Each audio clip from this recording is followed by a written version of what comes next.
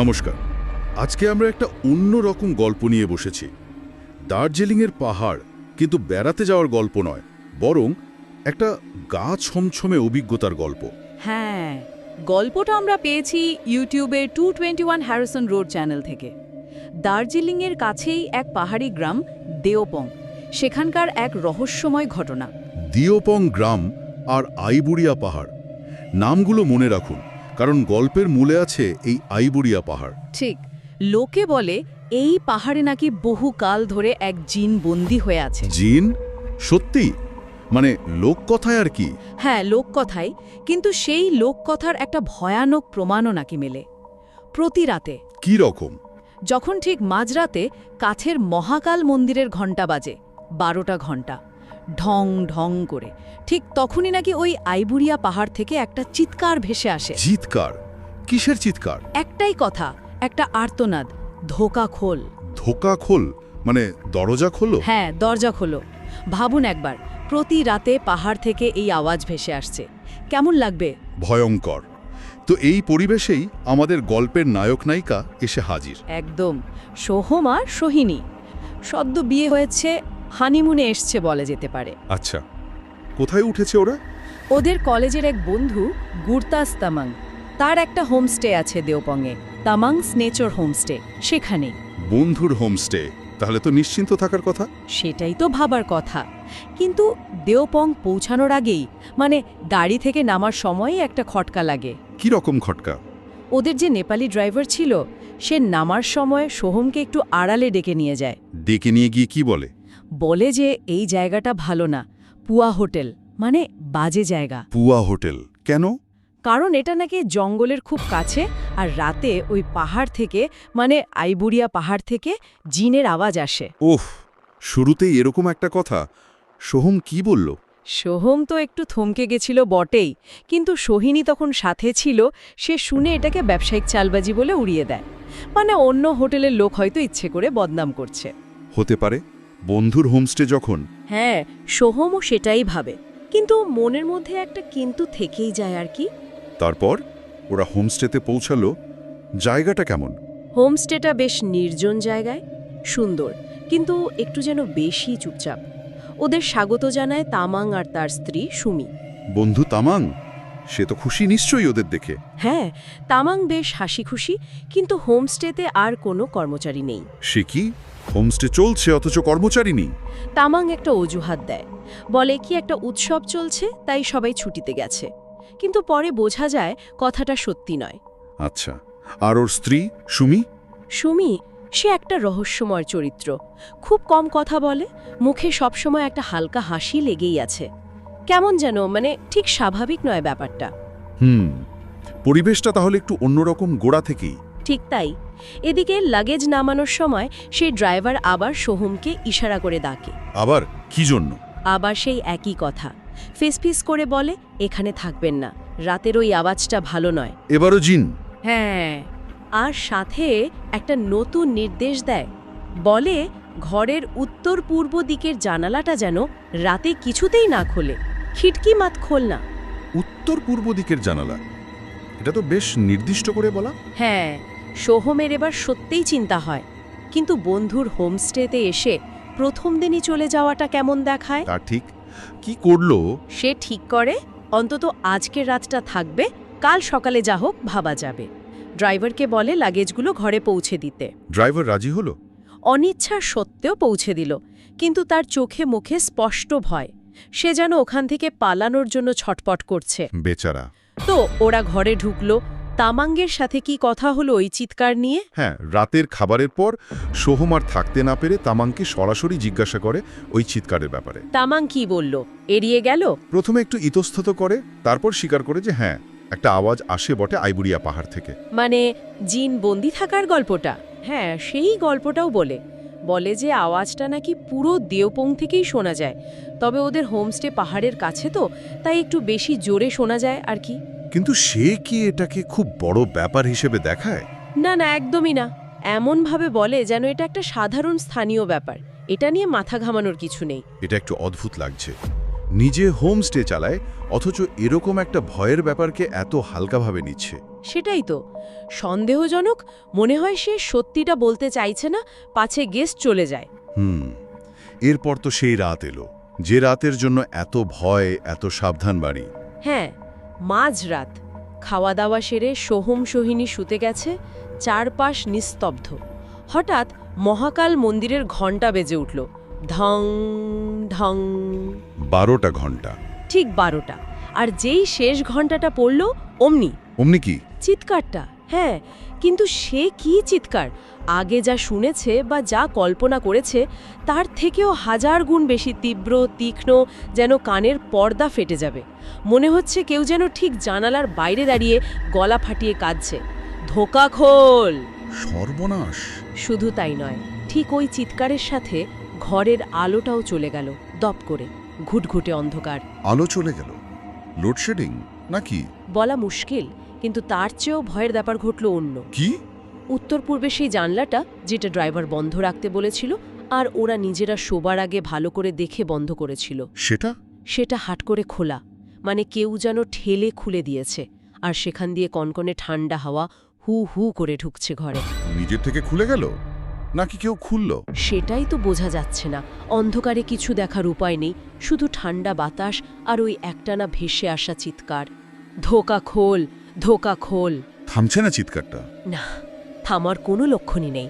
চলছে তো চলছেই। সোহম সোহিনী ভয়ে জমে গেছে।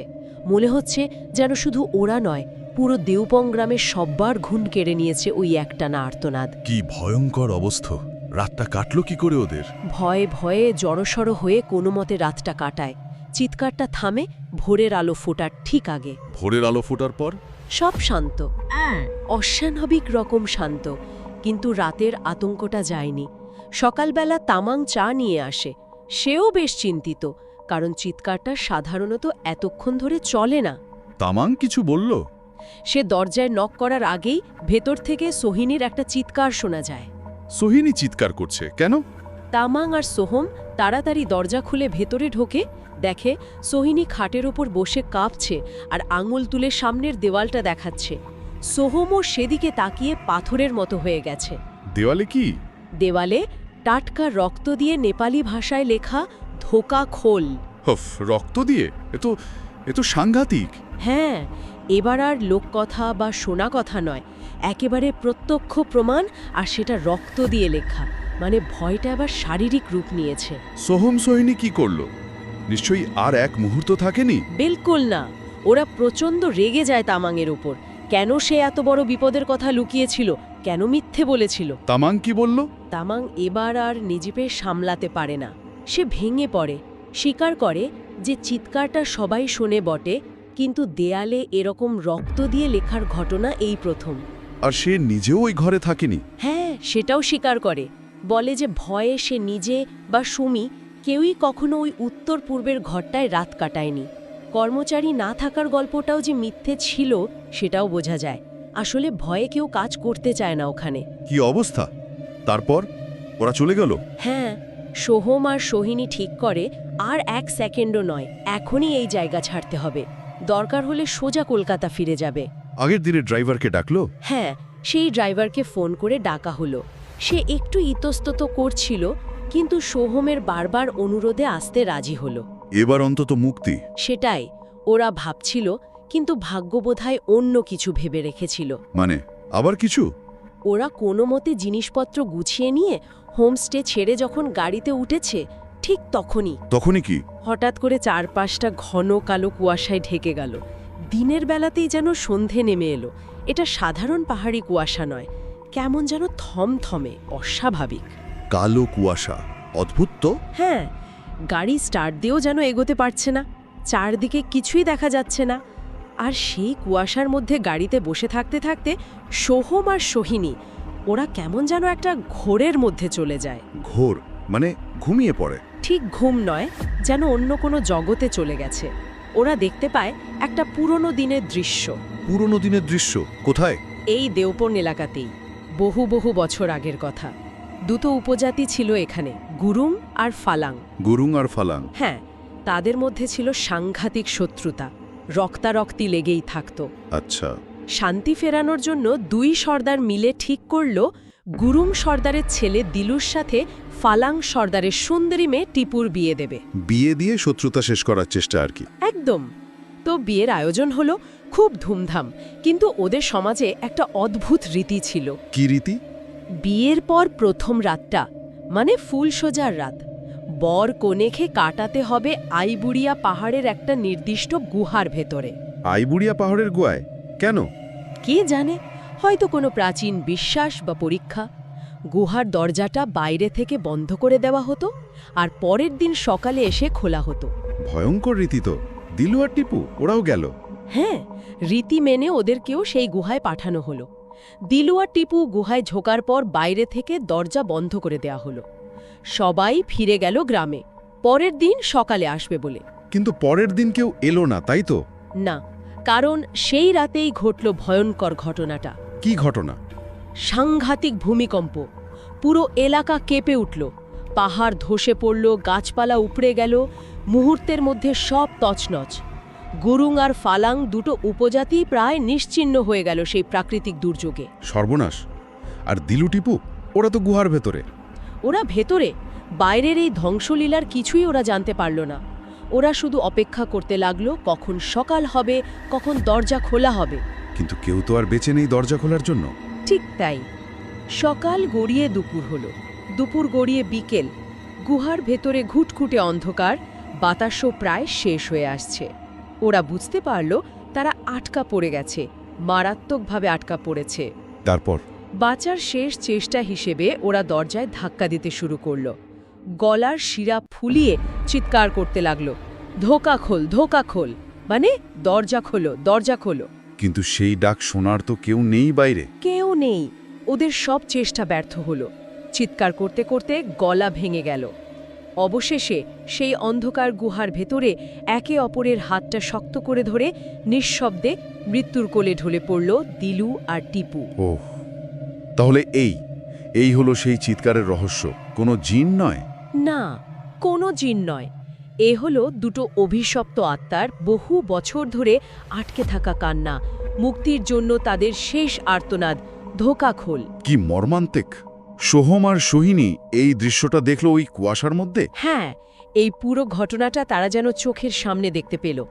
যখন সোহমের ঘোর কাটল, বা বলা ভালো ঘুম ভাঙল, সে দেখল তাদের গাড়ি তখনও রাস্তায় দাঁড়িয়ে। কুয়াশা কেটে গেছে? কুয়াশা কিছুটা হালকা হয়েছে, কিন্তু সামনে তাকিয়ে দেখে রাস্তা বন্ধ, বিরাট ধস নেমেছে, যাওয়ার কোনো উপায় নেই। কতক্ষণ কেটে গেছে? ড্রাইভার জানালো প্রায় 5-6 ঘন্টা তারা ওখানেই আটকে আছে। ইতিমধ্যে সন্ধেও নেমে গেছে প্রায়। তাহলে এখন উপায়? ফিরতে হবে। হ্যাঁ, আর ফেরা মানে তো আবার সেই দেওপং, সেই অভিশপ্ত হোমস্টে। ড্রাইভারেরও আর কিছু করার নেই। সোহিনীও কেমন যেন ঘোরের মধ্যে, সেও বলল চলো ওখানেই ফিরি। আবার সেই হোমস্টেতে? ওদের মনের অবস্থা তখন কি? এক্কেবারে বিধ্বস্ত অবস্থা। ভয়, ক্লান্তি আর ওই সদ্য দেখা দৃশ্য সব মিলিয়ে ওরা যখন হোমস্টেতে পৌঁছালো, তামাং আর সুমি ওদের দেখে অবাক। ভাবছে এরা আবার কেন এলো? হয়তো, কিন্তু সোহম আর সোহিনীর তখন সেদিকে খেয়াল নেই।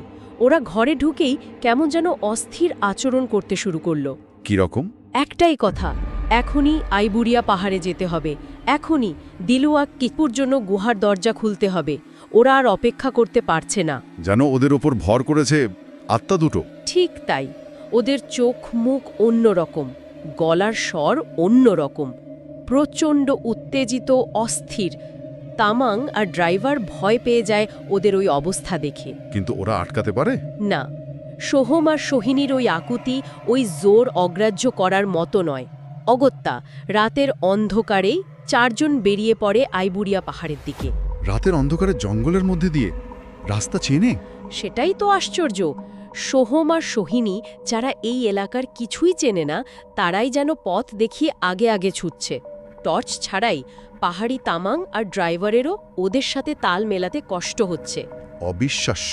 হ্যাঁ, ছুটতে ছুটতে পাহাড়ের একটা জায়গায় এসে সোহিনী হঠাৎ দাঁড়িয়ে পড়ে। ঘন গাছপালা আর লতায় ঢাকা একটা জায়গায় দেখিয়ে বলে, এখানে। গুহার মুখটা?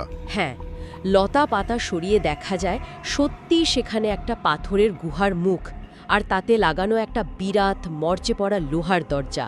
সেই দরজা যেটা দিলু আর টিপু খোলার জন্য চিৎকার করেছিল। হ্যাঁ, বহু বহু বছর ধরে বন্ধ, দেখেই বোঝা যাচ্ছে। ওরা কি খুলতে পারলো? 4 জন মিলে গায়ের সমস্ত শক্তি দিয়ে ধাক্কা দিতে শুরু করলো। মরচে পড়া কবজা প্রথমে নড়তেই চায় না, কিন্তু ওরা থামল না। ধাক্কার পর ধাক্কা, অবশেষে একটা বিকট ক্যাচ ক্যাচ শব্দ তুলে বহু যুগের বন্ধ দরজা একটু একটু করে খুলতে শুরু করলো। খুলে গেল দরজাটা। হ্যাঁ, খুলে গেল। আর সেদিন আকাশে ছিল পূর্ণিমার চাঁদ। চাঁদের আলো এসে পড়ল গুহার মুখে। ভেতরে কি দেখলো ওরা? চাঁদের আলোয় গুহার ভেতরের দৃশ্য স্পষ্ট।